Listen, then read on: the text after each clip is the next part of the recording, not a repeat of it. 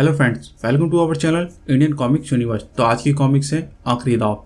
इससे पहले का जो पार्ट था चैंपियन किलर वो हम ऑलरेडी पढ़ चुके हैं। आपको वीडियो चैनल के डिस्क्रिप्शन में मिल जाएगा। तो चलिए शुरू करते हैं आखिरी दाव। हा हा हा हा, सुपर कमांडो ध्रुव, अब तुम पुलिस को यह बताने की तैयारी कर लो कि डैजलर का खून तुमने क्यों किया।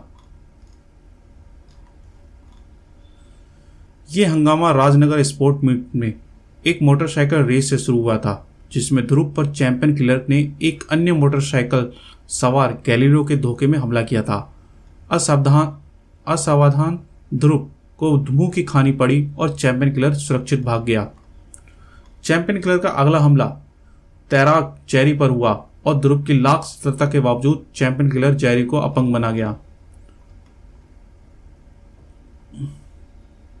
नताशा की खोजबीन से पता लगा कि चैंपियन किलर कारा नाम का एक व्यक्ति हो सकता है, जो गैलीलो और जेरी के साथ साथ बॉक्सर डैजलर और फुटबॉल खिलाड़ी साराडोना का भी मैनेजर रह चुका था। ये सभी खिलाड़ी जर्मनी के थे। इसी बीच साराडोना पर भी चैंपियन किलर का हमला हुआ, लेकिन ध्रुव ने साराडोना को बचा लिया। भागते हुए चैंपियन किलर का ध्रुव और नताशा ने पीछा किया, परंतु ध्रुव को एक बार फिर हार का सामना करना पड़ा और चैंपियन किलर नताशा को बंधक बनाकर ले गया। साराडोना पर हुए हमले के बाद गैलीलो, साराडोना और डैजलर ने जर्मनी वापस जाकर चैंपियन किलर से हिसाब किताब बराबर करने का फैसला किया। उधर नताशा को बचाने गया ध्रुव चैंपियन किलर के जाल में फंस गया और चैंपियन किलर ने ध्रुव को सैकड़ों फीट ऊपर से नीचे गिरा दिया। हे अब मुझे इसकी दर्दनाक मौत का तमाशा देखने को मिलेगा। लेकिन अब तक कमांडो पीटर और करीम घटनास्थल पर पहुंच चुके थे। करीम, देख रहा हूं पार्टनर, पर घबराना मत, मैं अपने कैप्टन का बाल भी बांका नहीं होने दूंगा। करीम का पैर एक्सीलेटर पर पूरे वजन के साथ दब गया और जीप गोली की तेजी की रफ्तार के साथ ध्रुव और जमीन के बीच में आ गई। यह क्या? यह जीप कहां से आ गई? और ऊपर नताशा को थामने वाली पतली रस्सी ने भी दम तोड़ दिया। ओह बचाओ, मैं नीचे गिर रही हूं। लेकिन अब मैं तुझे गिरने नहीं दूंगा लड़की, क्योंकि अब तू ही मेरी यहां से सुरक्षित भागने की गारंटी है। तुम्हारी किस्मत वाकई बहुत तेज है सुपर कमांडो ध्रुव, और मेरी बहुत खराब कि तुम जिंदा बच गए। मैं जानता हूं कि अब तुम मेरा पीछा दुनिया के आखिरी छोर तक नहीं छोड़ोगे, इसलिए मैं इस लड़की को अपने साथ ले जा रहा हूं। और इस बार अगर तुमने मेरा रास्ता रोका तो मैं इसका हाल भी जेरी जैसा कर दूंगा। हेलीकॉप्टर के ऊपर घूमने शुरू हो गए। वह नताशा के साथ भाग रहा है ध्रुव। मैं अभी पुलिस को नहीं पीटर, पुलिस ने अगर जोर जबरदस्ती करने की कोशिश की तो नताशा को नुकसान पहुंच सकता है। अब इसको जाने दो। लेकिन मुझसे बचकर ये जाएगा कहां? इसको तो मैं पाताल से भी ढूंढ निकालूंगा। अब हमको ये कैसे पता चलेगा कि चैंपियन किलर नताशा को कहां ले गया है? चैंपियन किलर के जीवन का एक ही मकसद है, गैलीलो, डैजलर और साराडोना से बदला लेना। ये तीनों जहां भी जाएंगे चैंपियन किलर वहां पर जरूर जाएगा। इसलिए अब हमारे लिए इन तीनों पर नजर रखनी बहुत जरूरी है। लेकिन वे तीनों तो आज सुबह ही चले गए। ध्रुव कहां चले गए? पर कहां? वे लोग आज सुबह अपने प्राइवेट प्लेन में जर्मनी के लिए बॉन शहर के लिए रवाना हो गए। एकाएक जाने का कोई कारण उन लोगों ने नहीं बताया। और हाँ, याद आया, तैराक जेरी भी उनके साथ ही था स्टेशन पर।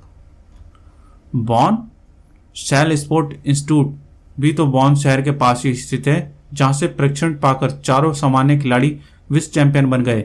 यू आर राइट रेनू, ये संयोग नहीं हो सकता। शैल स्पोर्ट इंस्टीट्यूट का इस पूरे घटनाक्रम से गहरा संबंध है। मुझे पूरा यकीन है कि हमारे सारे सवालों के जवाब वहीं पर हैं, और नताशा भी। ध्रुव का ख्याल एकदम सही था, क्योंकि उसी वक्त वॉन शहर की ओर बढ़ते एक प्लेन में। तो घबरा मत जेरी, हम तेरा बदला जरूर लेंगे। जब गिदड़ की मौत आती है तो वह जंगल से भागकर शहर आता है। हमारा दुश्मन अगर जेल से भागा है तो सिर्फ हमारे हाथों मरने के लिए। लेकिन होनी के इस बदले की लड़ाई में एक नया पात्र जोड़ दिया, और इस वक्त वह भी स्टार की शक्ल वाले अपने प्राइवेट प्लेन में वॉन शहर की तरफ बढ़ रहा था। अगले दिन वॉन शहर के बाहर स्थित सेल स्पोर्ट इंस्टीट्यूट में एक अनअपेक्षित मेहमान आया। आइए मिस्टर ध्रुव, डायरेक्टर साहब आपका इंतजार कर रहे हैं। और थोड़ी देर में ही ध्रुव डायरेक्टर साहब को पूरी कहानी सुना चुका था और फिर मैं भी मौन आ गया। कहानी तो दिलचस्प है, लेकिन इसमें तुम्हारी क्या मदद कर सकता हूँ? जिन खिलाड़ियों पर हमले हुए हैं वे सभी आपके ही इंस्टीट्यूट के हैं और चैंपियन किलर का कहना है कि वे सभी धोखे से चैंपियन बने हैं। मैं आपसे सिर्फ इतना जानना चाहता हूं कि इस धोखे का क्या मतलब हो सकता है। डायरेक्टर एक सेकंड में आग बबूला हो उठा। क्या तुम यह कहना चाहते हो कि हमारे इंस्टीट्यूट में खिलाड़ी बनाने के लिए गैर कानूनी तरीके अपनाए जाते हैं? देखिए, मैं तो सिर्फ ऐसी बात कहने की तुम्हारी हिम्मत कैसे हुई? Get out. जा रहा हूं। जाते जाते मुझे सिर्फ इतना बता दीजिए कि कारा मुझे कहां पर मिलेगा। कारा? कौन कारा? I said get out. और अगर तुम दोबारा कभी आसपास भी नजर आए तो जिंदा नहीं बचोगे। डायरेक्टर के कमरे से बाहर निकलते समय ध्रुव काफी हद तक संतुष्ट था।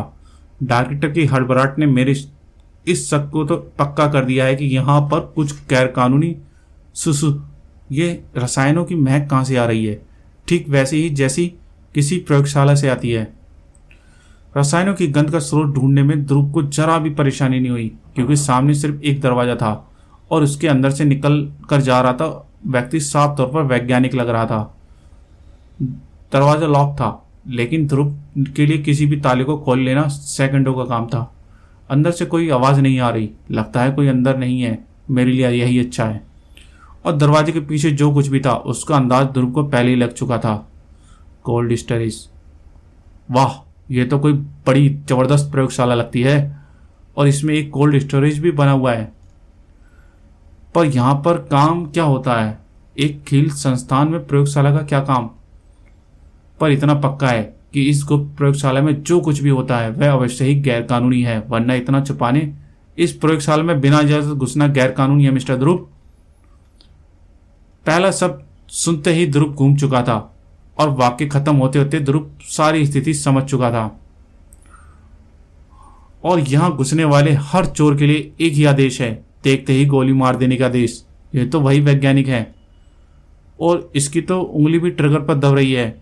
यह तो सचमुच मुझ पर गोली चलाने जा रहा है। वैज्ञानिक को ध्रुव का फुर्ती का अंदाजा नहीं था। ध्रुव का हाथ कब घुमा वह वैज्ञानिक ने नहीं दिखा और ना ही वह अपने हाथ को गिरने वाले तेज एसिड से अपने हाथ को बचा पाया। एक चीख के साथ पिस्तौल वैज्ञानिक के हाथ से छूट कर जा गिरी और जब उसका चीखना बंद हुआ तो उसने अपने आप को ध्रुव की गिरफ्त में पाया। बोल, यहां पर क्या होता है? बोल। मुझे नहीं मालूम। मैंने तो अभी कुछ महीने पहले ही यहां पर नौकरी करना शुरू किया है। ध्रुव के पास सच्चाई गुलवाने के लिए ज्यादा वक्त नहीं था। अगली पल ध्रुव ने एक एसिड की बोतल वैज्ञानिक के मुंह में घुसेड़ दी। अगर मैंने इस बोतल को जरा सा भी टेढ़ा कर दिया तो तुम्हारी आंतें गलकर तुम्हारे खून में मिल जाएंगी। करके दिखाऊं? बताता हूं। इसे निकालो। हाँ, यहां पर मैं रिसर्च करता हूं ऐसे स्टेरॉइड बनाने के लिए जो किसी भी ड्रग टेस्ट में पकड़े ना जा सके। पर अब तक ऐसे स्टेरॉइड मैं बना नहीं पाया हूं। स्टेरॉइड यानी वे दवाइयां जिनका प्रयोग खिलाड़ी अपनी ताकत बढ़ाने के लिए करते हैं। पर यह तरीका तो गैर कानूनी है। तभी अभी कौन चीखा था? वॉल्ट। यह तो डायरेक्टर की आवाज है, पर वह इधर ही आ रहा है। अब यहां रुकना बेकार है। यहां से मुझे जो जानकारी मिल सकती थी वह मिल चुकी है। माय गॉड, यह तो वही छोकरा है, ध्रुव है। लेकिन जब तक कोई बाहर झांक पाता, ध्रुव सुरक्षित छत की दीवार पर पहुंच चुका था।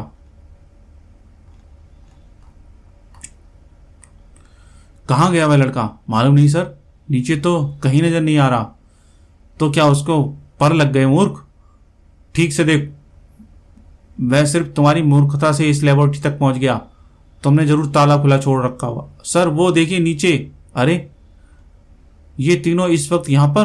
क्या संयोग है, अभी वह लड़का इनके बारे में ही बात कर रहा था। ध्रुव को ज्यादा आश्चर्य नहीं हुआ। वाह, इन दोनों का यहां आना साबित करता है कि इस इंस्टीट्यूट का पूरे घटनाक्रम पर नताशा के अपहरण से गहरा संबंध है। थोड़ी ही देर में और वह मुझे कारा के बारे में ही पूछ रहा था। मुझे समझ नहीं आया कि इस कहानी में कारा कहां से आ गया। वह कारा जिसे कई महीनों से किसी ने देखा तक नहीं। और सबसे बुरी बात तो यह है कि वह अपनी लेबोरेटरी के बारे में भी जान गया। आप उस छोकरे की चिंता मत छोड़िए सर, उसे हम संभाल लेंगे। हमको पता चला है कि हर जेल से भाग गया है। आपने उसको इसी कहीं इंस्टीट्यूट के आसपास तो नहीं देखा? हर्ट को? नहीं। वैसे तो वे जेल से भागा क्यों, यही तो हम भी जानना चाहते हैं। अब हमको इजाजत दीजिए डायरेक्टर साहब। ध्रुव के लिए यह नाम एकदम नया था। हर्ट? ये हर्ट कौन है? वह छोकरा कारा के बारे में कैसे जान गया पता नहीं, लेकिन वह लड़का बहुत खतरनाक है। अगर वह कारा तक पहुंच गया तो हमारे सारे भेद खुल जाएंगे। हमको तुरंत कारा के पास जाकर यह चेक करना चाहिए कि सब कुछ ठीक है या नहीं। तुम दोनों जाकर यह चेकिंग का काम कर लो। मेरा कल मुकाबला है जिसके लिए मुझे जिम्नेशियम जाकर प्रैक्टिस करनी है। ओके डेजलर, आओ गैलरी, हम चलें। Very good. अब ये दोनों कारा के पास जा रहे हैं। अब कुछ एक्शन शुरू होगा। मैं अभी खाली बैठा बैठा बोर हो रहा था। कुछ ही देर बाद गैलीलो और सारादोना को लेकर एक कार शहर के बाहर एक सुनसान रास्ते पर बढ़ रही थी और इंस्टीट्यूट के एक साउंड प्रूफ एक्सचेंजर चैम्बर में। ओह, अगर एक दिन में प्रैक्टिस ना करूं तो पूरा बदन अकड़ने लगता है। तुम्हारा बदन तो अब अकड़ेगा चैंपियन डेजलर। मुझे पता था कि तुम जेल से भाग चुके हो, लेकिन जेल से भागकर तुमने अपनी जिंदगी की सबसे बड़ी गलती करी है चैंपियन किलर। क्योंकि जब तक तुम जेल के अंदर थे तब तक तुम मेरे हाथों से बचे हुए थे। अब मैं तुमको जिंदा नहीं छोड़ूंगा। धाड़ फटाक। पर तुम यहां से जिंदा वापस जरूर जाओगे बॉक्सर, लेकिन अपने पैरों पर चलकर नहीं, बल्कि स्ट्रेचर पर। चैंपियन किलर के एक ही धमाकेदार बार से बॉक्सिंग सैक फट गया और उसमें से निकलती जहरीली गैसों ने डेजलर को चारों तरफ से घेर लिया। जब धुआं छटा तो डेजलर का अकड़ा हुआ शरीर जमीन पर गिरा हुआ था और कहीं दूर हा हा हा, देख गैलीलो, हमारे मैनेजर साहब कितनी आराम से जिंदगी बिता रहे हैं। हमसे आंखें दिखाने का यही अंजाम होता है कारा। तू हमको ब्लैकमेल करने चला था, हमारा राज खोलने चला था। अब जिंदगी भर तू इसी दड़बे में सड़ेगा। कारा, यह क्या? यानी कारा चैंपियन किलर नहीं है, बल्कि इन लोगों ने तो इसको किसी और कारण से बंदी बनाकर रखा हुआ है। चलो गैलीलो, हमारे कैदी और हमारा राज दोनों ही सुरक्षित हैं। यहां तक कभी कोई पहुंच नहीं सकता, ध्रुव भी नहीं। चलो डेजलर को ये खुशखबरी दे आए। दूसरी तरफ डेजलर के कैरियर खत्म होने की खुशी में चैंपियन किलर अट्ठास कर रहा था। हा हा हा हा। वर्ल्ड हैवीवेट बॉक्सिंग चैंपियन डेजलर आज चैंपियन किलर के कदमों में पड़ा है। लेकिन चैंपियन किलर की यह खुशी सिर्फ पल भर की ही थी। अगले ही पल, यह क्या, तुम्हारे हाथ पैर तो चल रहे हैं, यानी तुम पर मेरी नर्व गैस का असर नहीं हुआ? नहीं कमीने, जब तूने सारादोनों पर गैस पर हमला किया था तब से मैं अपनी नाक पर हमेशा एयर फिल्टर पहने रहता हूं, इसलिए तेरी गैस मुझ पर बेअसर है। गिरने का नाटक तो मैंने सिर्फ इसलिए किया था ताकि तू असावधान हो जाए और अपना बचाव न कर सके। डेजलर ने आज तक कोई मुकाबला नहीं हारा था और आज तक उसका कोई भी प्रतिद्वंदी बॉक्सिंग रिंग से अपने पैरों पर चलकर वापस नहीं गया था। इसमें कोई शक नहीं था कि चैंपियन किलर मुसीबत में था। दूसरी तरफ कारा कई महीनों से इस वीराने में कैद था और अपने इस चमत्कार की उम्मीद छोड़ दी थी। आज भी उसकी अपनी आंखों पर यकीन नहीं हो रहा था। घबराओ मत कारा, मैं अभी तुम्हारे बंधनों के ताले खोल देता हूं। तो तुम कौन हो? धीरज रखो कारा, अभी 5 मिनट में तुम सब समझ जाओगे। लेकिन ध्रुव यह नहीं जानता था कि दरवाजा टूटते ही एक इलेक्ट्रॉनिक यंत्र कहीं सिग्नल भेजने लगा। ये आवाज कैसी? सारादोना, इसका मतलब कि किसी ने कारा के कमरे का दरवाजा खोला है। हमको तुरंत वापस जाना होगा।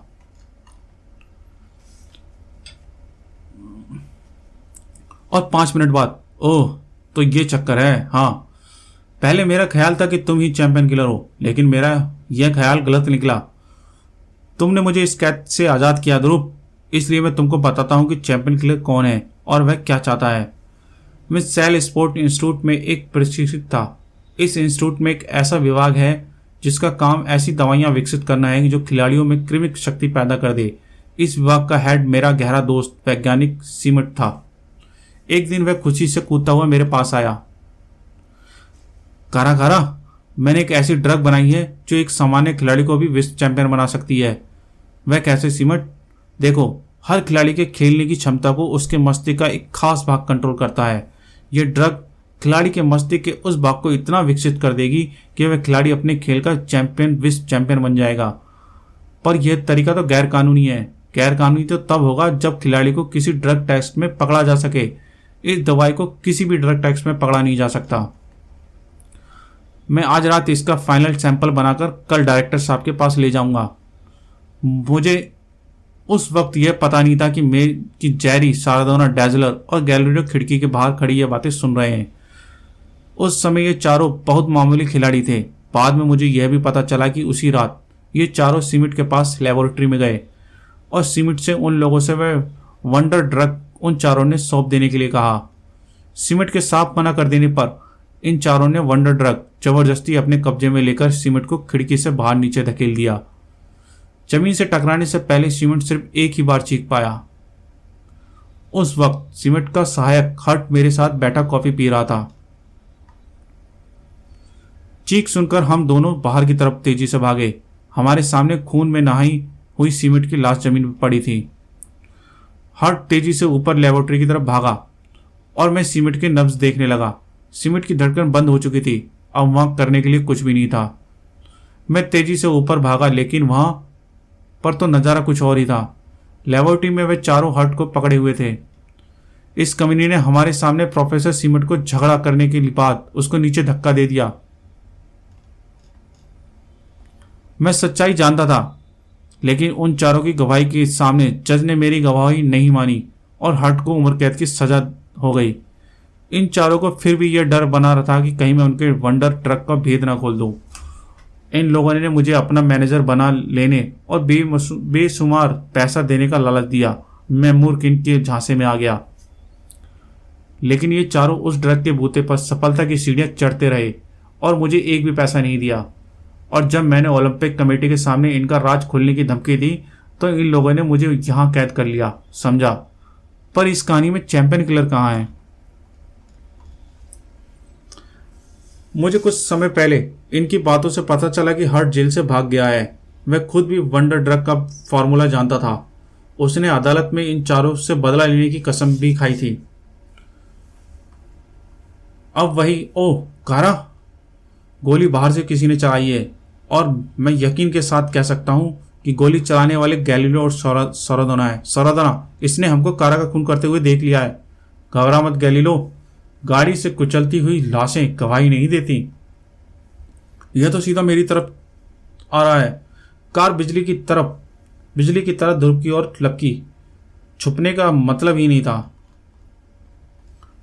और वैसे भी ध्रुव ने मुसीबत से बचकर भागना नहीं बल्कि उसका सामना करना सीखा था।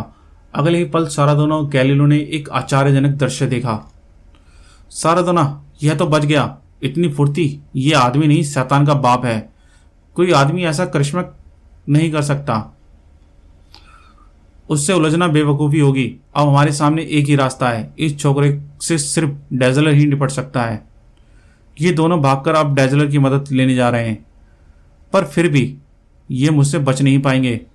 डैजलर वाकई एक खूंखार वहशी था और अपना पहला दांव बेकार हो जाने के बाद चैंपियन किलर उससे बच नहीं पा रहा था। संघर्ष जीने और मरने का था। ये बात साफ थी कि दोनों में से कोई एक व्यक्ति ही जिंदा बच सकता था। चैंपियन किलर ने लपक कर एक भाला उठा लिया। अब सोचने का समय नहीं था। लड़ाई आर पार की थी। चैंपियन किलर अपना निर्णय लेने से पहले पल भर भी नहीं टिका। ठाक! ज्वेलिन का नुकीला फल डैजलर के सीने को बीचों बीच छेदता हुआ पीछे दीवार में जा धंसा। डैजलर का काम पल भर में तमाम हो गया। अगले ही कई मिनटों तक चैम्बर में मरकट सी खामोशी छाई रही और इस खामोशी को तोड़ने वाली डैजलर, गैलिलियो और सारादोना की घुटी घुटी चीखें थी। ओह! लेकिन वे दोनों पूरे तरीके से चीख नहीं सके क्योंकि चीख के बीच में ही उनको महसूस हुआ कि एकाएक फर्श की छत जगह पर आ गई और छत फर्श के स्थान पर। और अगले ही पल एक भीषण अट्टहास के साथ भय को कई गुना बढ़ा दिया। हर्ट, हमको माफ कर दो हर्ट। हर्ट मर चुका है कमीनों। अब मैं हर्ट नहीं, चैंपियन किलर बन गया हूं। तुम जैसे चैंपियनों का खून का प्यासा। हमको मारना नहीं, मारना नहीं। तुम दोनों को तो मैं ऐसे भी नहीं मारूंगा। तुम दोनों को तो मैं तब तक यातनाएं दूंगा जब तक कि तुम लोग ये कबूल ना कर लो कि डैजलर की हत्या तुम दोनों ने की है, ताकि तुम भी यह जान लो कि हत्या के झूठे आरोप के कारण जेल में सड़ना कैसा लगता है। अब तुम लोग या तो जेल में सड़ोगे या मेरे हाथों नरक मरकर नरक में, जो चाहे चुन लो। चुनने का काम तो अब तुमको करना है, हार्ट ऑफ चैंपियन किलर। ध्रुव, तुम यहाँ कैसे पहुंच गए? फालतू की बातों का वक्त नहीं है मेरे पास। तुम शांतिपूर्वक आत्मसमर्पण करके मेरे साथ चलते हो या फिर मुझे जोर जबरदस्ती करने के मजबूर करोगे। हा हा हा। मैं जानता था कि तुम मेरा पीछा दुनिया के अंत तक नहीं छोड़ोगे, इसलिए ट्रम्प का इक्का मैं अपने साथ लेता आया था, तुम्हारी चहेती नताशा।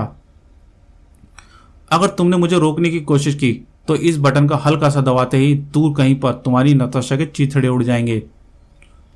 ओह, यह कैसी दुविधा है। नताशा की जान के बदले मैं इन दोनों की जान। लेकिन चैंपियन किलर अपना वादा पूरा करेगा, इसमें मुझे शक है। इसलिए चैंपियन किलर से मुझे हिसाब अभी बराबर करना होगा। चैंपियन किलर का ध्रुव पर इस हरकत की उम्मीद नहीं थी। वैसे भी उसके हाथ दोनों हाथों पर भरे हुए थे, जिसको ध्रुव ने तुरंत खाली कर दिया। रिमोट कंट्रोल हवा में उड़कर दूर जा गिरा और साथ ही रस्सी से उसके हाथ से छूट गई। हवा में कई मीटर ऊपर टंगे गैलीलो और शारदा तेजी से नीचे गिरने लगे, और गिरने का नतीजा क्या होगा ये ध्रुव अच्छी तरह से जानता था। वह तेजी से रस्सी के दूसरे छोर की तरफ लपका और एक झटके के साथ सोरादोना और गैलीलो हवा में ही रुक गए। चैंपियन किलर अब तक समझ चुका था, ओह, इसके अंदर तो जबरदस्त ताकत है। पहले ही बार में मेरा सिर घूमने लगा, लेकिन इसका मुकाबला करने के लिए मुझे रस्सी को छोड़ना पड़ेगा, और मैं रस्सी को तब तक नहीं छोड़ सकता जब तक मैं इसको कहीं पर बांध ना दूं। ओह, अब सोरादोना और गैलीलो सुरक्षित थे और ध्रुव चैंपियन किलर के सामना करने के लिए आजाद था। ये अपने बाएं हाथ का इस्तेमाल नहीं कर रहा। लगता है इसको इस हाथ में कहीं से चोट लगी है। चाहे जो भी कारण हो, इस बात का मुझे फायदा है। लेकिन चैंपियन किलर के पास एक और खतरनाक हथियार था, उसके स्पाइक शूज, और ध्रुव के पास इस हथियार का काट नहीं था। अब बचाव का सबसे अच्छा तरीका जवाबी हमला था। चैंपियन किलर को फिर संभलने का मौका नहीं मिला, लेकिन वंडर ड्रग के असर में होने से चैंपियन किलर की ताकत ध्रुव की ताकत से कई गुना ज्यादा थी, और ध्रुव इतनी देर तक लड़ते रहने में काफी थकान महसूस कर रहा था। इसलिए इस लड़ाई में चैंपियन किलर की जीत की संभावनाएं बढ़ती जा रही थी। हवा में उड़ता ध्रुव का शरीर वजनों को रखने वाली रैक से टकराया और सैकड़ों किलो भारी वजन ध्रुव के शरीर पर बारिश की बूंदों की तरह गिरने लगा। ध्रुव का शरीर इस जबरदस्त बोझ के नीचे दबता चला गया और वजनों ने ध्रुव के शरीर को जमीन के साथ चिपका दिया। ध्रुव के लिए अपने शरीर को जमीन के से 1 इंच ऊपर उठाना भी असंभव था। ऐसी स्थिति में ध्रुव अपने सिर पर खड़ी मौत को असहाय सा देखने के लिए अलावा कुछ नहीं कर सकता था। बूट की एक तेज ठोकर ने ध्रुव का दिमाग बेहोशी के अंधकार में डूबता चला गया, और न जाने कितनी देर बाद जब ध्रुव को होश आना शुरू हुआ तब तक कमरे का दृश्य ही बदल चुका था। इसका नाम ध्रुव है, ये आपको कैसे पता चला? इसने मुझे खुद बताया था। होश में आगे की बधाई हो मिस्टर ध्रुव। पुलिस आपके होश में आने का बेसब्री से इंतजार कर रही थी। दरअसल पुलिस को यह जानने में बहुत जल्दी है कि तुमने डैजलर की हत्या क्यों की, और गैलीलो और सोरादोना कहाँ हैं? डैजलर की हत्या मैंने नहीं की, चैंपियन किलर हट ने की है, और गैलीलो और सोरादोना को भी वही ले गया है। झूठ बोल रहे हो तुम।